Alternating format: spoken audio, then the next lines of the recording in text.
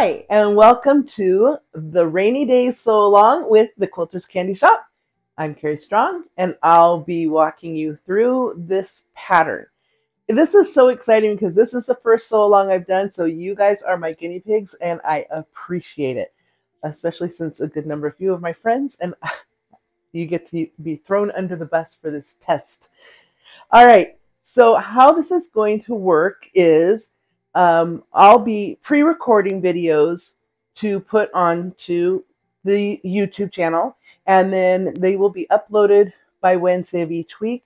And each week we'll be working through the blocks, and hopefully in time for spring and Easter you will have a quilt that you can use for decoration or to give as a gift or whatever, because I think that's going to be great. I think it's a beautiful quilt. We have our cute little long stem flowers. And you'll have to pardon me, I didn't get my quilt quilted because my quilter bagged out at the last second because it was Christmas, and I don't blame her, but maybe I'll get it quilted by the time we're done and you can see some quilting ideas. I do have a quilter I can recommend, so if you want it quilted in a timely manner at a really great price, I'm going to have Debbie Record come on one time during the sew-along, probably right towards the end, and we will talk about how to prep your quilts for a quilter. All right.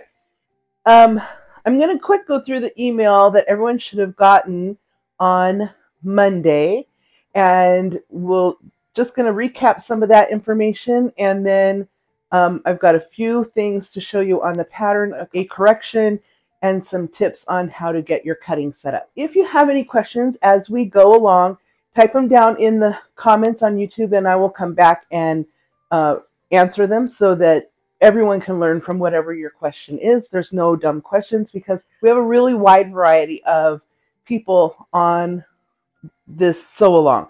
I have a fairly new quilter, and I have a shop owner who's a professional quilter. So everyone in between, and it's just going to be a good time.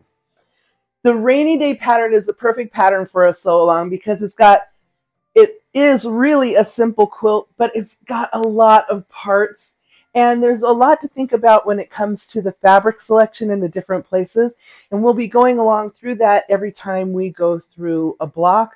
We'll be talking about that. So in your kit, you should have gotten a fat quarter bundle with 21 pieces of fabric in it at a minimum, and an extra piece of green. That was no charge for you because I had some trouble finding enough greens that I liked for my leaves and stems, and so I wanted to give you another option. Also, you would have gotten, of course, the pattern like that, and background fabric. And if you'll notice on the back of the pattern, it says that you need 4 yards of background and 5.5 yards of backing. That's wrong. So it should be 5 yards of background and 4.5 yards of backing. And I put that in the letter, and that is what I shipped to you, but I wanted you to know that came from the website. So don't feel like you got not enough backing. You absolutely have enough, and you don't have too much. You might have maybe a 1/2 yard left at the end if you're a really conservative cutter, but some of you may use it all up, especially if you make a mistake. So it's always better to have a little extra. You'll be able to work at your own pace. Every week a video will come up, and then we'll be able to move on to the next thing, but these videos are going to stay up forever, so if you don't get to it right away, no worries. I wanted to also tell you, and this is not in the letter, when I'm talking about pieces or sewing things together, I will only be using the template or the piece letter. I will not be using the sizes because that information is in the pattern. And so if someone wants to make this quilt, they'll have to go and purchase the pattern, which you can do at the Quilters Candy Shop, shoppe.com. I just had to get a plug in. You will definitely want to look over the pattern first before starting because there are lots and lots of pieces. And getting them all in the right place, they look very similar.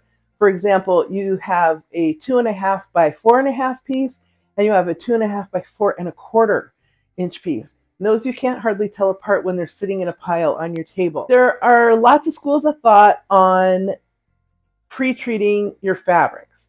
And normally I would say, you do you, baby, whatever you like, you can do, because it's all going to come out in the end. But in this case, where we're using pre-cuts, if you pre-wash them, you might have just enough shrinkage to cause you not to be able to get those pieces out. And even if there's no shrinkage because of the quality of the fabric, but you will get fraying that will eat into some of the width of your fabric. And so to avoid being sad later, I would recommend not pre-treating your fabric, either by immersion starching or pre-washing or soaking. They're really nice quality goods, and there's a real nice finish and stiffness to it that makes it really easy for sewing if you just use them fresh off the bolt like what you've got. After that, you can do whatever you want to do. I can't see you. Once you click off of this video, I can't see you anymore. So that's fabric. When it comes to tools, you basically need a good sharp rotary cutter. You're going to be doing a lot of cutting, so replace your rotary cutter or replace the blade. We have a lot of points in this, so a good sharp needle. If you take the time right now to replace your needle in your machine, you will be very happy that you did. And then, of course, traditional rulers and pins and needles, etc., etc. On page 2, it's the only place where we have a template. This is my copy. I cut it out and then I trimmed out my templates.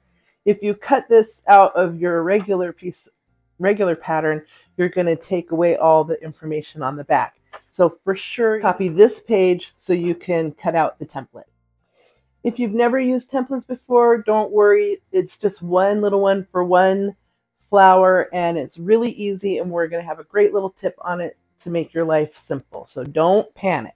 In the email, you probably saw that I showed you a few additional tools and notions that are really very helpful. And so I'm just going to give you a quick rundown on those things. The first thing is a design board. This is got a little batting attached to a foam core board, and then it has cute trim, bias trim all the way around to hold it all together. So we have these available in our shop. We have the 2 larger sizes, the 18-inch size and the 12-inch. These are the 2 I use most commonly. I also have a 10-inch for myself, and there is a 7-inch for smaller English paper piecing type projects. A couple ways I use these.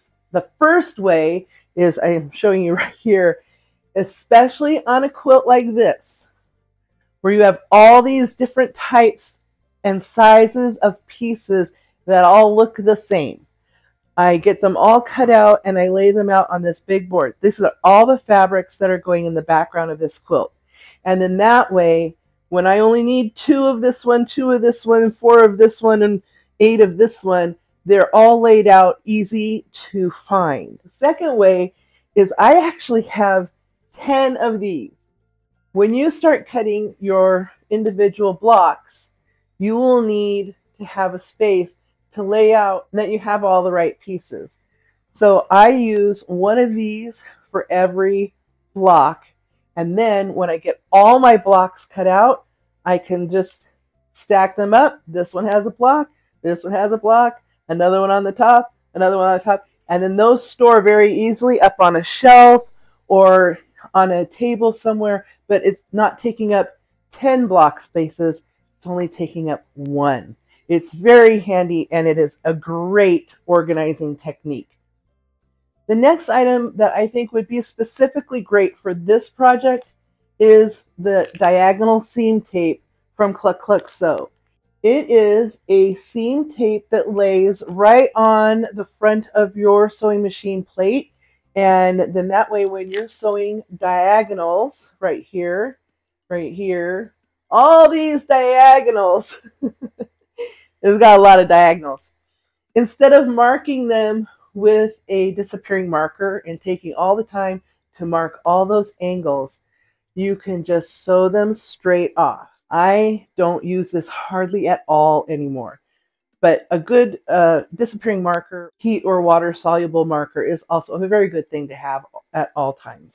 One other option you may have seen when I held this up before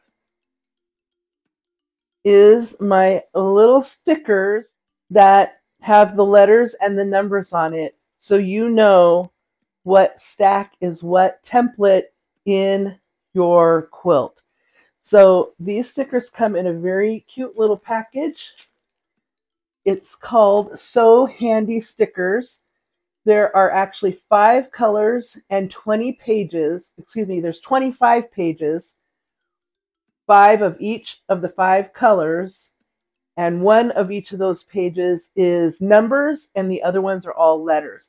So while they're not really reusable, there's lots and lots in here for plenty of future sewing. The very last thing is something that's totally not necessary, but I am surprised how much I use it. I bought it on a whim and now I am so glad I have it, and that is the Quilters Clapper. This is a solid hardwood pressing tool. Basically, whether you use steam or not, you press open your seam, and if you're like me, by the time you get the next one pressed, that one has cooled and it has curled right back to where it was.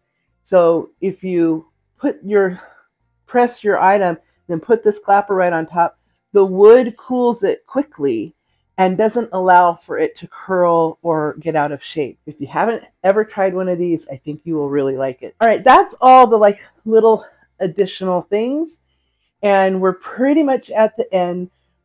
Before you get started, what we're going to be doing is cutting just the background pieces first. It's a little tedious. There's a lot of them, and you need to be accurate. Now, everybody has their own way of doing things. I, in the past, was never a pre-cutter.